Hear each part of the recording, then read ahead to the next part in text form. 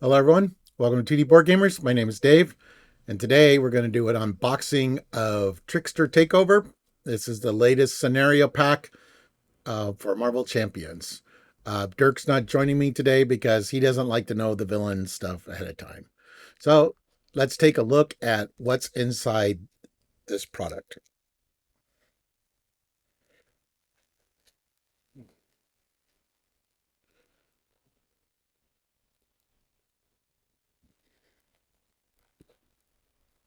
Okay, we got 2 packs of cards and a rule booklet. Okay, so there are 2 scenarios in here. Um, so there's a new rule. Find, we've seen this before, but when you're instructed to find a card, you search each area where the card could be found: play area, set aside area, player deck, discard pile, and counter deck. Do not search the victory display, cards that have been removed from the game, or face down encounter cards currently dealt to players. And then do not search for game areas unnecessarily. So if you know it's in the discard pile, don't search the draw deck. Um, so there's also this per group icon, which is a new icon. Let me lower the camera a little bit.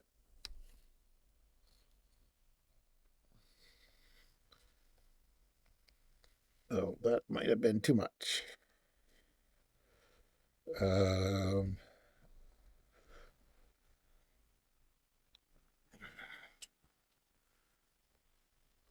let's move this back a little bit. Yeah, so we got a per group icon. So this icon is used in the Gods of Lies scenario. During the scenario, each player joins a group of 1 to 4 players, and each group is assigned a pod. Um, if the group icon is on a card in a group's game area, that icon multiplies the value it is next to by the number of groups in the respected pod. Um, so, for example, you could play 4 games of, or you get a four-player games. So that'd be 16 players, but you count each group, so the multiplier would only be times 4. Um, Trickster Takeover comes with the Trickster Magic modular set, um, which radically alters each scenario it is paired with. As players progress through a scenario that uses this set, they may encounter 4 special minions: Absorbing Man, Titania, Whirlwind, and Zack, whom the trickster got, who the trickster gods have beguiled. Okay, so they are a special minion. Um, they do not support the villain of their own volition, but rather due to mind control, spells cast upon them, whatever. When one of these minions is defeated, the hypnotic spell over them is broken. The player who defeats the minion puts a set aside ally version of the minion into play under their control. Um, the former minion is now an ally, ready to join the fight against the scoundrel who manipulated them. And it is a modular set, so you can add it to another villain outside this set. You just have to, so like, they're working for Rhino because Rhino promised to pay him, and then double crossed him. And when you defeat him, it's like you letting him know that Rhino's not planning on paying them or something like that. All right, I'm not going to read the story, but so we got 2 scenarios. The first one is Enchantress, and we're going to go over her powers, but they have a new thing called Force Actions, which is we're going to have an enchantment, and at some point, you start off where you're resisting, and then you're going to become enthralled, and when you're on that side, there is a forced action that you have to do each turn before the player phase ends. And then Loki, that you could play it 2 ways. So you could play single group mode. One group fights Loki, or you could do epic multiplayer mode. Now, epic multiplayer mode is new to Marvel Champions. It is similar to Arkham Horror, that's had epic multiplayer. Each group would have to have their own copy of Trickster Takeover for the cards. And then they would fight their own set of avatars. And when they defeat the avatars of Loki, then you can do damage to the big Loki. So you only need one copy of the main Loki and the main scheme, but each group will have their own set of Lokis. So yeah, then they just have the setup rules for single player and multiplayer. Um, and when Dirk and I get to that, we will uh, go over that. The only group in your pod is your own group of 1 to 4 players in a single group mode, and then an epic multi group.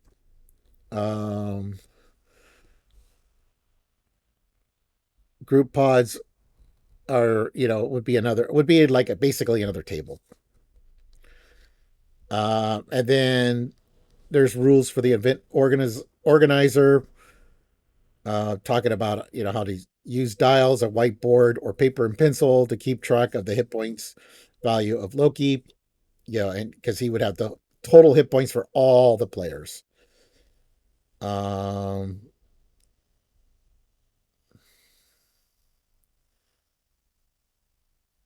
Time limit. When playing in epic multiplayer mode, the players or the event organizer may impose a time limit.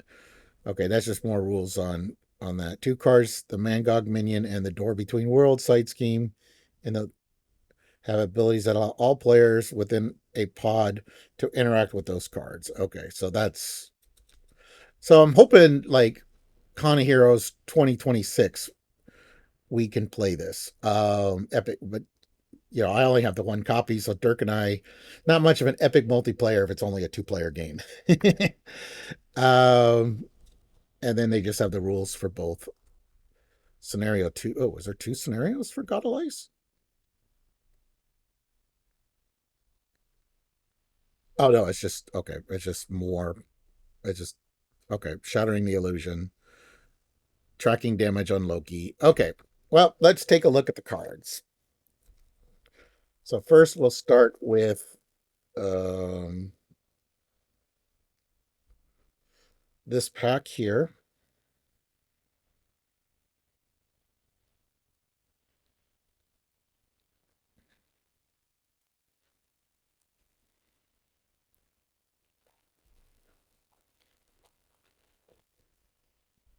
All right.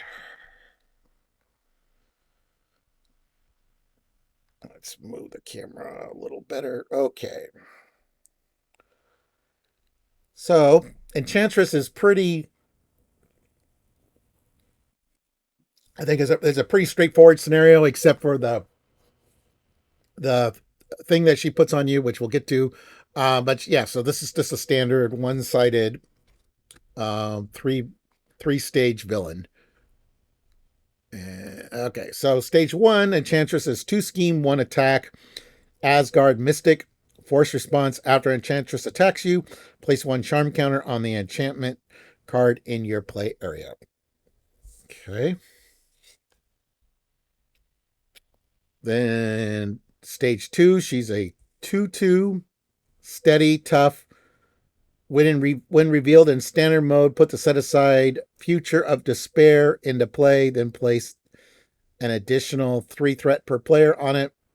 Force response after Enchantress attacks you, place 1 charm counter on the enchantment card in your play area. And then stage 3 for Expert would be 3 scheme, 2 attack, Asgard Mystic, steady, tough.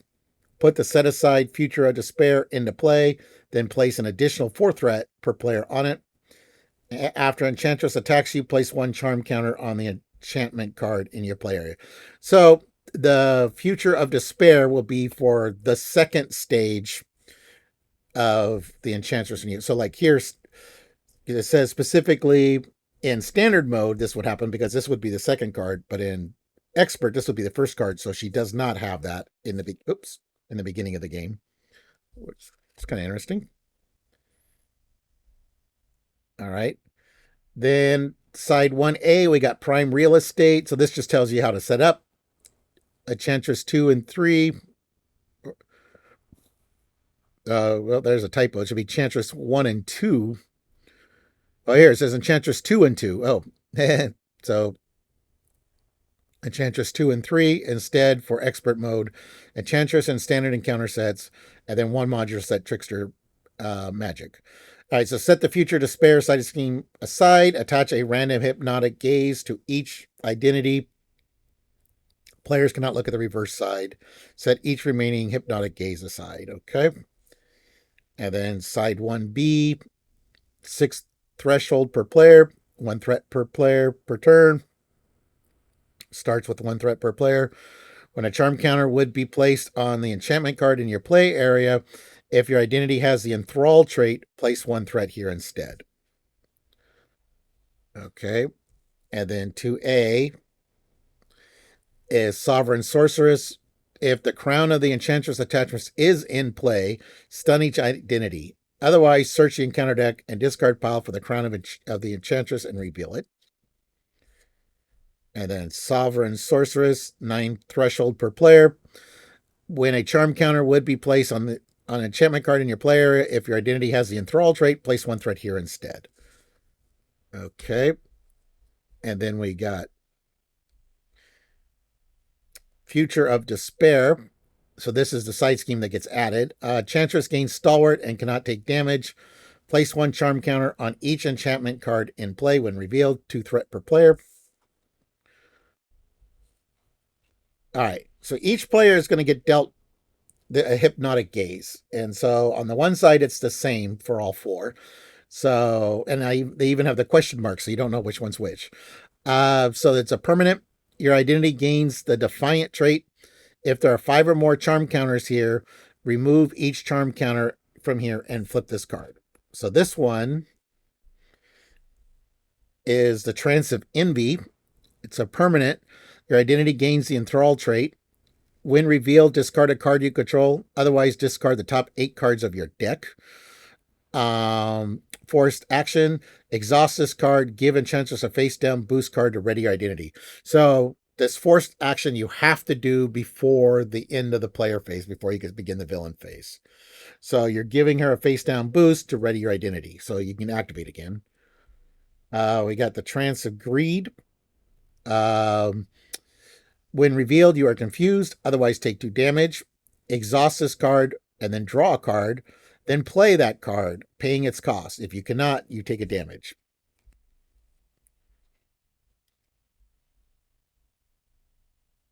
Trance of Pride. Exhaust your identity. Otherwise, discard a card at random from your hand. Forced action. Exhaust this card. Place 1 threat on the main scheme to remove 2 threat from a side scheme.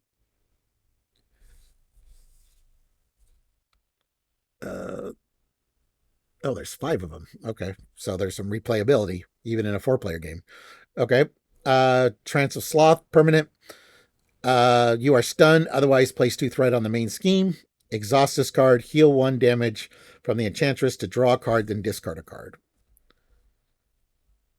And then the final hypnotic gaze we got is Trance of Wraith. Search the top 5 cards of the encounter deck for a card and reveal it. Forced action, exhaust this card.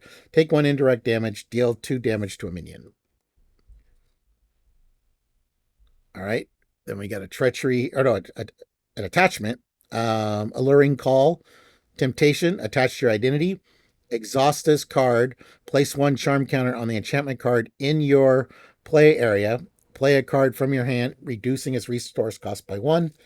It has a forced action. Alter Ego. Exhaust this card. Discard this card. And as a boost, you reveal this card.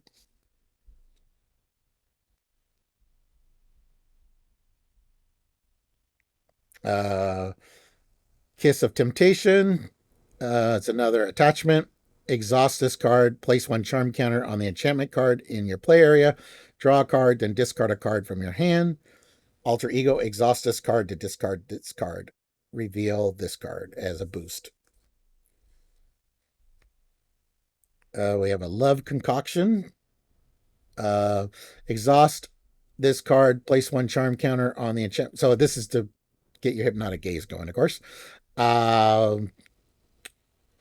Alter ego, exhaust this card to discard this card, reveal this card. So all those attachments are the same way to get rid of them. This one we had in the Enchantress modular set from before, and also in the Valkyrie Nemesis set. So this is attached to your identity. You cannot make basic attacks or play attack events, and spend an energy mental to discard. So that's seduced. Then here's the crown that you look for eventually, but attached to the Enchantress. In expert mode, Enchantress gains Stalwart. After Enchantress schemes against you, place one charm counter on the enchantment card in your play area. Each player exhausts their identity and takes one damage. And as a hero action, each player exhausts their identity and takes one damage to discard this card. So each player, so you have to coordinate in multiplayer. All right, then we got, all right, looks like we have two copies of Enthralled Lackey, 2 scheme, 1 attack, 3 hit points. He's enthralled. Quick Strike. After this minion attacks you, place one charm counter on the enchantment card in your play area. As a boost, choose to either place one charm counter on the enchantment card in your play area or confuse your identity. And we have, like I said, we have two copies of that. We got an Enthralled Brute. We have two copies. She's 1 scheme, 2 attack, 4 hit points. Brute Enthralled. Guard. When this minion is engaged with a player whose identity has the Enthralled trait, this minion gets +3 hit points. Boost, choose to either place one charm counter in the enchantment card in your play area or exhaust your identity. And remember, if you're already enthralled, then it adds a threat. And that was two copies of that. All right, then we have Cinder. 1 scheme, 4 attack, 6 hit points, elite giant. Cinder's attacks deal indirect damage. When revealed, if your identity has the Defiant trait, Cinder activates against you. If your identity has the Enthralled trait, give Cinder a tough status card. All right, then we have Yolik. 0 scheme, 3 attack, 5 hit points, Brute Troll. In expert mode, he gains toughness. After a player deals any amount of damage to the Enchantress, Yolik attacks that player. And when defeated, Enchantress attacks the player who defeated Yolik and gets +1 for that attack. All right, then we have two copies of a side scheme called Law of Attraction. When revealed, discard cards from the top of the encounter deck until an enthralled minion is discarded. Reveal that minion, has an acceleration token, and as a boost, place one charm counter on the enchantment card in your play area, and it has 2 threat.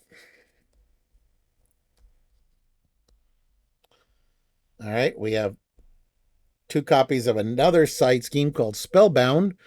Each player whose identity has a Defiant trait places one charm counter on the enchantment card in their play area. Each player whose identity has the Enthrall trait discards a card they control. It's a crisis, and it's got 4 threat. Then we got a treachery here called Do My Bidding.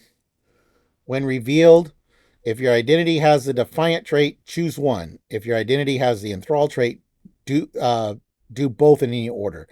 Search the encounter deck and discard pile for a minion and reveal it. Search the encounter deck and discard pile for a side scheme and reveal it.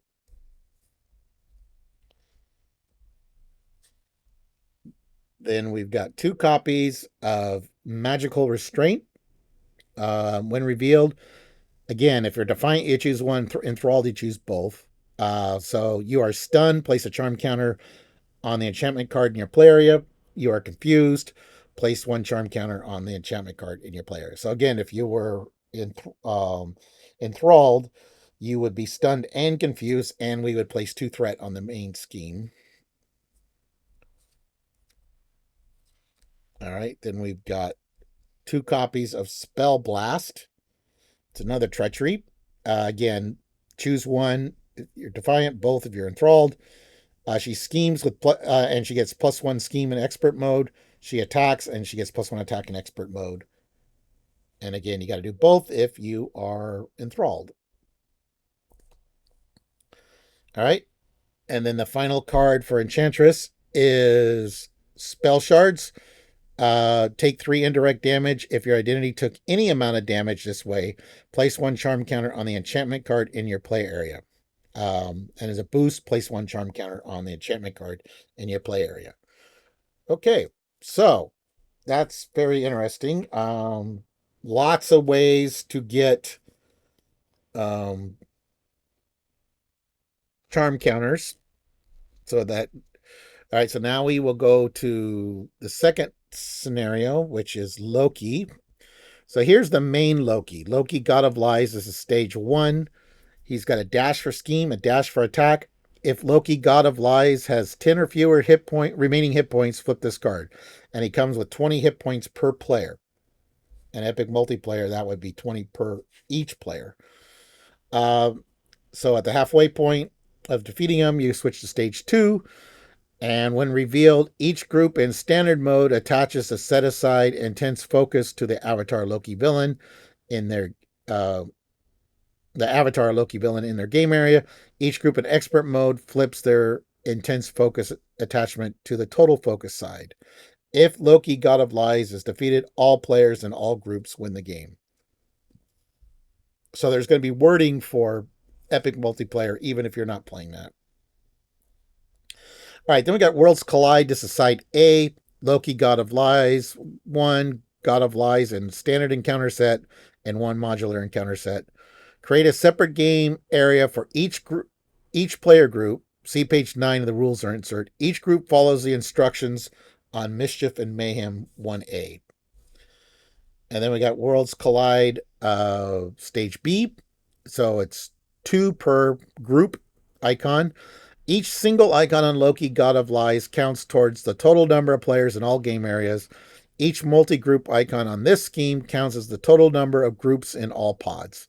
Cards cannot affect this scheme or Loki, God of Lies, unless they refer to those cards by title. And if this is ever completed, players lose the game. But notice it's a dash dash.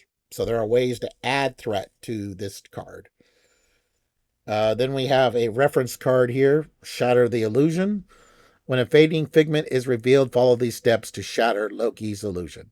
Remove each shatter counter from the fading figment, then deal damage to Loki, God of Lies, equal to the number of shatter counters removed this way.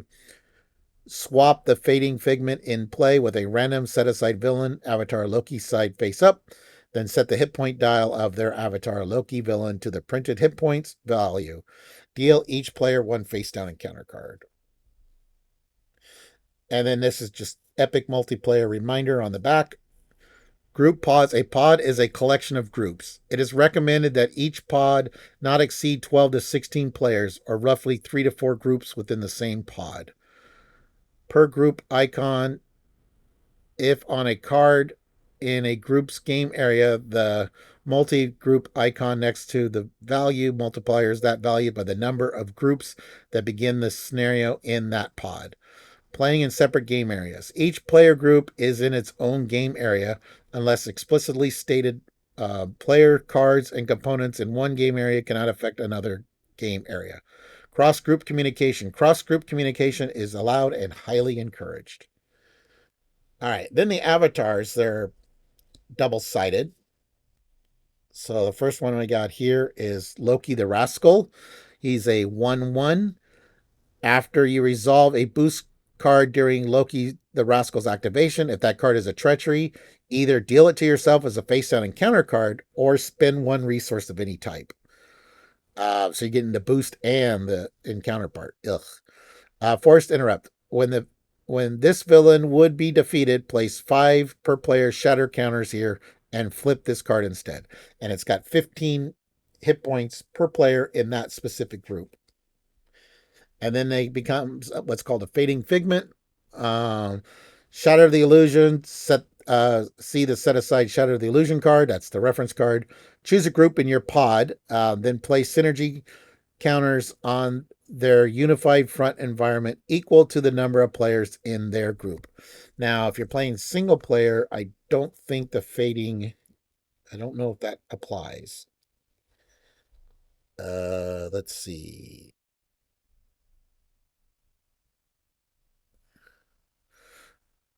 Oh, so it says the only group in your pot is your own group. So, okay. So I guess you do get it. It's just would be you're choosing your own group to play synergy counters on the unified front environment. Okay. Um, so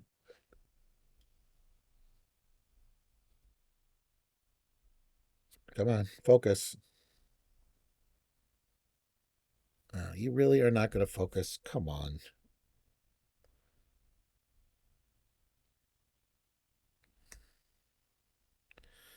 Okay. Loki the Miscreant, one scheme to attack.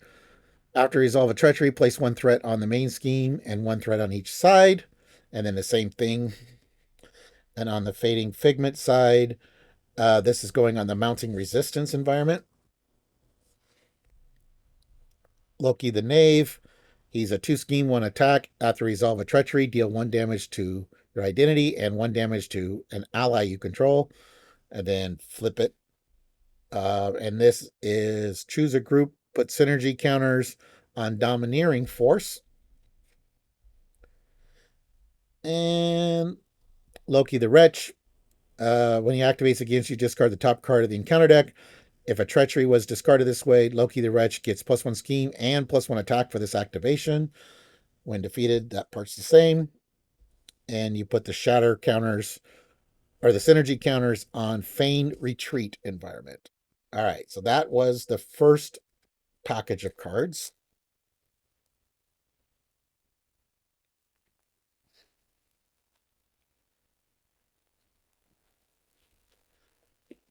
All right. And then the second package of cards. So here's Mischief and Mayhem. So setup. After resolving Worlds Collide A, do the following. Put a random Avatar Loki villain into play. Set each other Avatar Loki villain and the Shatter the Illusion card aside. Put each synergy environment into play. And in standard mode, set the intense focus attachment aside. In expert mode, you attach it to the Avatar Loki villain in play. And on 1B, we got 8 threat per player threshold. When this scheme would be completed, remove all threat from here and place one threat on the Worlds Collide instead. Um, when an identity would be defeated, change that identity's form to alter ego, set its hit point dials to 1, and place one threat on the Worlds Collide instead.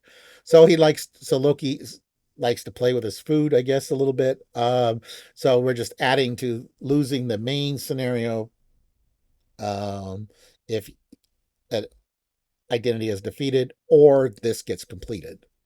So that's how we add threat to that one that was dash dash. All right, then we have an attachment, intense focus, permanent. The Avatar Loki villain gets +2 per person hit points and gains steady. And in standard mode, discard the top 2 cards of the encounter deck and the top 5 cards of each player deck.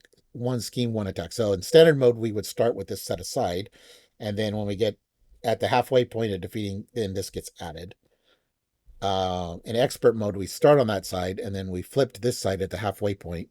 Total focus, he's one scheme, one attack, permanent. The Avatar Loki villain gets +3 hit points and gains steady. Discard the top 2 cards of the encounter per person. And the top 5 cards of each player's deck. Find the Dark Scepter and reveal it. The Dark Scepter did not interplay this way. Give the Avatar Loki villain a tough status card. Okay. Then we've got another attachment here, wrapped in chains. Attach your identity. Attached identity cannot ready. When revealed, exhaust your identity. Hero action. Spend 2 resources of the same type. Discard this card. Place 1 shatter counter on the Avatar Loki villain. And then the Dark Scepter gives another +1 attack attached to the Avatar Loki villain. The Avatar Loki villain gains Stalwart. Treacheries cannot be canceled. And after resolve a treachery, spend 2 resources of the same type to discard this card. All right, then we got 2 copies of Draugr Buddy, One scheme, one attack, 2 hit points. Guard. The defeating player discards the top card of the encounter deck. If that card is a treachery, deal Draugr Buddy to that player as a face down encounter card. We got 2 copies of that. We've got Grendel. One scheme, one attack, 6 hit points. Brute, Dark Elf, Guard. When Grendel attacks, discard the top 3 cards of the encounter deck. For each treachery discarded this way, Grendel gets +1 attack for this attack. When defeated, place 3 shatter counters on the avatar of Loki villain. We got Malketh. He is 2 scheme, 2 attack, 5 hit points. Dark Elf, retaliate 1. After Malketh attacks you, discard the top card of the encounter deck. If that card is a treachery, deal it to yourself as a face down encounter card. When defeated, place 2 shatter counters on the avatar Loki villain.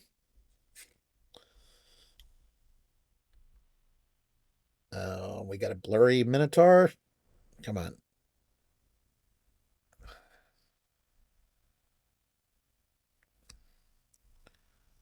All right, so we got a Minotaur here. 2 scheme, 2 attack, 4 hit points. Brute creature, toughness. If there are 5 or more treacheries in the encounter discard pile, he activates against you when revealed. When defeated, place 2 shatter counters on the avatar Loki villain. Then we got the Mangog, 3 scheme, 4 attack, 10 hit points per epic multiplayer.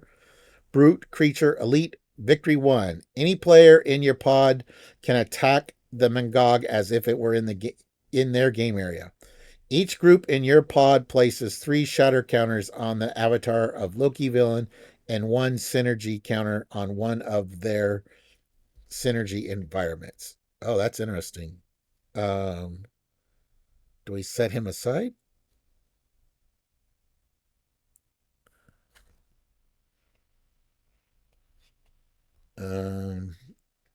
Okay, so here's where the pods come into play. That's when they were talking about 3 or 4 groups per pod. So you could have, so like at Gen Con, I think they said they had like 94 players, but they don't recommend more than 3 or 4 groups in a pod. And so like a group of 16 players can work on him, but he'd have 160 hit points. But I'm wondering if he's unique for the pod. That's what I'm kind of curious about.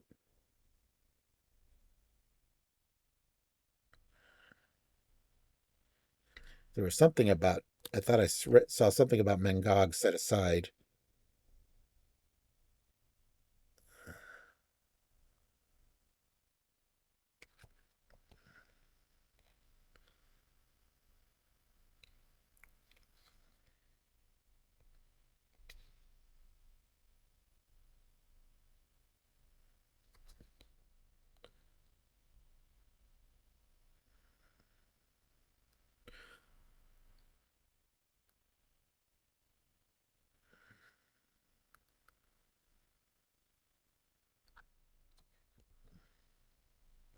No, no, I guess not. Okay.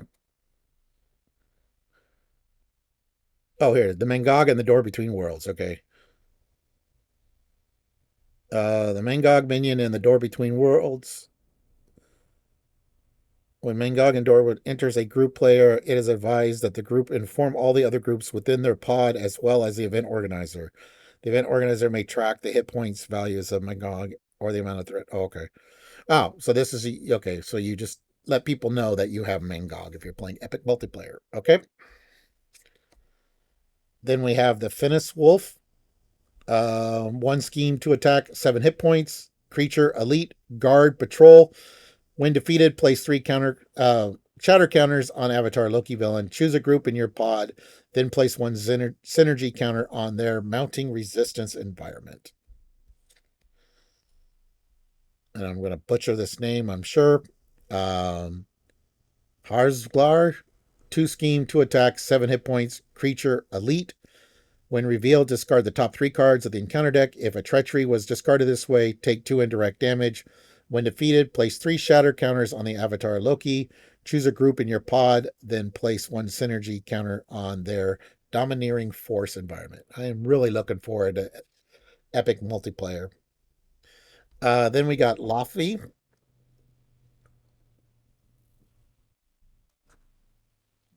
2 scheme, 3 attack, 7 hit points. Elite Giant. Force response. After a character attacks Laffy, discard the top card of the encounter deck. If that card is a treachery, stun the attacker. When defeated, place 3 shatter counters on the avatar Loki. Choose a group in your pod, then place 1 synergy counter on their unified front environment. All right, then we have Aura of Stasis. Discard side scheme comes in 4 threat. Crisis. Discard the top 2 cards of the encounter deck. Top 3 instead in expert mode. If a treachery was discarded this way, exhaust your identity. All right. Then we got Door Between Worlds. So this is another epic one. This comes in with 7 threat per multi-group. Victory 1. Any player in your pod can thwart Door Between Worlds as if it was in their game area. When defeated, each group in your pod places 3 shatter counters on their avatar Loki villain and 1 synergy counter on one of their synergy environments. And it comes in with a acceleration, crisis, and hazard. We got Lofty Goals. When defeated, place 2 shatter counters on avatar Loki villain. Comes with acceleration, 5 threat. Take 1 indirect damage for each character you control if it comes in as a boost. Oh, it's another copy of Lofty Goals. Okay, so we had 2 copies of Lofty Goals. New Jotunheim comes in with 6 threat acceleration. When defeated, place 3 shatter counters on the avatar Loki villain. Choose a group in your pod, then place 1 synergy counter on their feigned retreat environment. We got 2 copies of Dark Arts. In expert mode, this card gains Insight 1. When revealed, search the encounter discard pile for a minion and reveal it. Otherwise, place 3 threat on the main scheme. And as a boost, place 1 threat on the main scheme for each character you control. All right. Then we got Dirty Trick. When revealed, remove 1 shatter counter from the avatar Loki villain. Take 2 damage, 3 damage instead in expert mode. And as a boost, take 1 indirect damage for each character you control. Oh, yuck. We got 3 copies of Stories and Lies. When revealed, swap the avatar Loki villain in play with a random set-aside avatar Loki villain. Then, if Loki the Knave or Loki the Mischief is in play, he schemes, +1 scheme in expert mode. If Loki the Rascal or Loki the Wretch is in play, he attacks you with +1 attack in expert mode. So I get a little Loki swapping around, kind of like the other Loki scenario we had. So we got Domineering Force. It's an environment. So now here's the environments. Max 1 per player synergy counters here. When a friendly character attacks, remove 1 synergy counter from here. That attack deals 4 additional damage. We got Feign Retreat. Permanent synergy, of course. When an identity would take any amount of damage, remove 1 synergy counter from here to prevent 4 of that damage. Mounting Resistance. When a friendly character thwarts, remove 1 synergy counter from here. The thwart removes 4 additional threat. And Unified Front. Remove 1 synergy counter from here. Generate 2 wild resources. Okay, so those were the Loki cards. Now we have the Trickster Magic cards. So these are the 4 minions that are double-sided. Are they double? No, they're not double-sided. These are the 4 minions that become allies. First we got Absorbing Man. 2 scheme, 1 attack, 7 hit points. Brute, Elite, Enthralled, Guard, Victory 1. While Absorbing Man is engaged with you, he gets +X attack, where X is the printed cost of the highest cost card you control. And when defeated, the player who defeats this minion puts a set-aside Absorbing Man ally into play under their control. We have Titania. She's 1 scheme, 3 attack, 8 hit points. Steady, Victory 1. Her attacks gain overkill, and when defeated, the same thing. We got Whirlwind. 2 scheme, 1 attack, 6 hit points. Elite, Enthralled, Quick Strike, Victory 1. After Whirlwind attacks you, take 1 indirect damage for each side scheme in play. Then when defeated, get the ally. We got Zack, 1 scheme, 2 attack, 6 hit points. Elite, Enthralled, Retaliate 1, Victory 1. Discard the top 4. When revealed, discard the top 4 cards of your deck. For each printed energy resource discarded this way, take 1 indirect damage. When defeated, grab the ally. All right, we got some side schemes that are apparently going to stay blurry. Yep, apparently.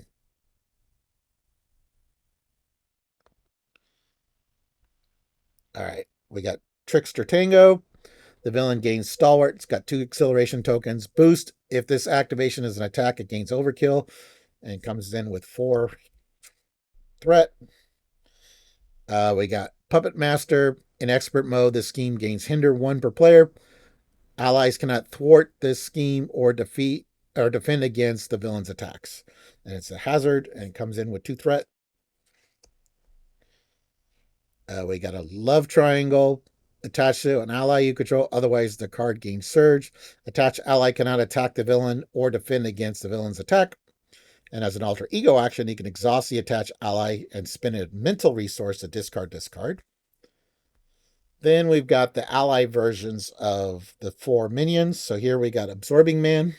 He has a cost of 3. So I guess if you have to discard a card you control, it would go in your deck. And then you could play 3 to pay him out again, I guess. So he costs 3. Thwart of 1, attack of 1, 3 hit points. Linked. Victory 0, does not count against your ally limit. When Absorbing Man attacks or thwarts, exhaust an upgrade or support you control, Absorbing Man gets plus X to that power for this use, where X is that card's printed cost to a maximum of plus 3. Titania, she costs 4, 2 thwart, 3 attack, 5 hit points. Defiant, linked. Her attacks gain Overkill and Piercing. Whirlwind costs 4, 1 thwart, 0 attack, 3 hit points. Linked. When Whirlwind attacks, remove 1 threat from each scheme in play. For each threat removed this way, he gets plus 1 attack for that attack. And Zizak, he costs 3, 3 thwart, 1 attack, 4 hit points. He's linked. After Zizak enters play, search top 5 cards of your deck for a card with a printed energy resource and add it to your hand. Okay, so that was Trickster Takeover with our 2 villains.